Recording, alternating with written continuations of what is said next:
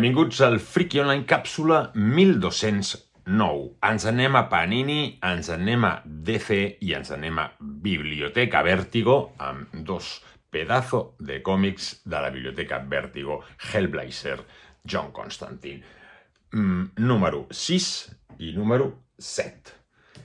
Què porten i què hi ha? D'entrada, com sempre, l'edició aquesta biblioteca, tant la biblioteca Marvel que està fent amb Conan com les biblioteques de Vértigo o la de Superman, a mi em funcionen molt, crec que estan molt bé, el paper està molt xulo, al darrere tenim totes les cobertes, en aquí també, i en l'interior també ens les anirem trobant, a més amb aquest detallet interessant de moltes d'elles que trobem la il·lustració i de vegades o la il·lustració neta o l'esbós previ que fa el Dave McKinnon normalment.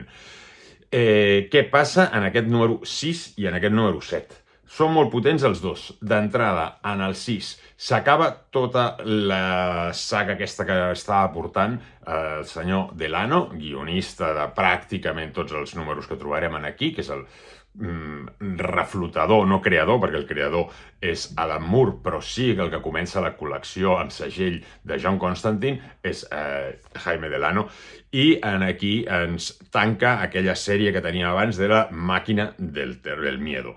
Ens tanca aquesta sèrie on Constantine estava amb aquella colla de hippies i hi havia tota aquesta màquina que l'estava movent gent del govern però se'ls hi escapava, que era per crear el terror a la humanitat i per així tenir-la controlada.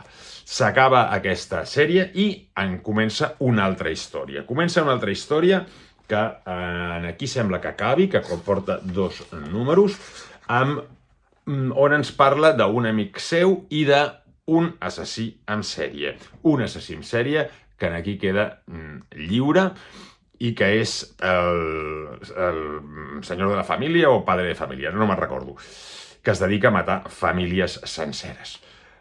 Això queda tancat aquí i ja veurem, continua en el següent. I aleshores tenim dos números especials. Bé, tres números especials. Aquesta sèrie, Anys de Big Baby, amb guió de Grant Morrison, ni més ni menys, i dibuixos de David Lloyd, el senyor de V de Vendetta.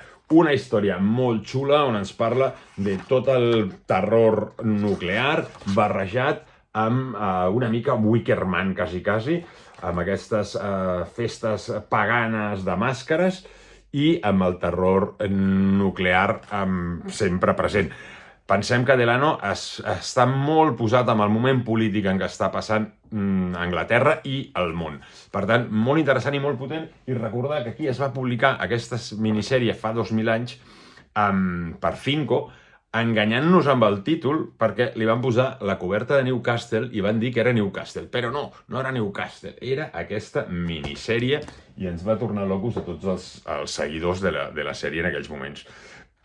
Després, un altre classicazo, que és aquest Hold Me, el d'Abraham, de ni més ni menys que Neil Gaiman i Dave McKean en el dibuix, amb un dibuix esplèndid, una història molt maca, molt trista, i que realment és molt potent, on ens parla d'això, de la necessitat de ser abraçat, que té molta gent que no té ningú al seu voltant.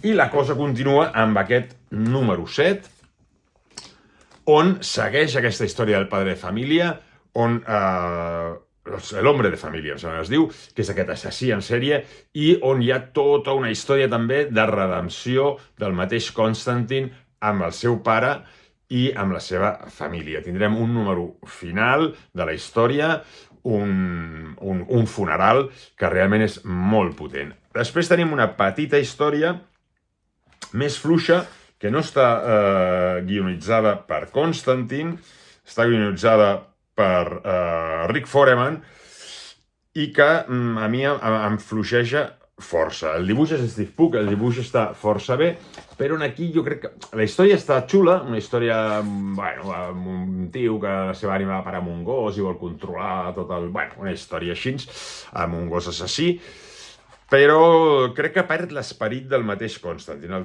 Ara que se l'estava redimint, el torna una mica més capull. I acabem amb una altra història molt potent que ens parla de lo que serien, i estem parlant dels anys 90, ens parla una mica de lo que són els expats, per dir-ho manera.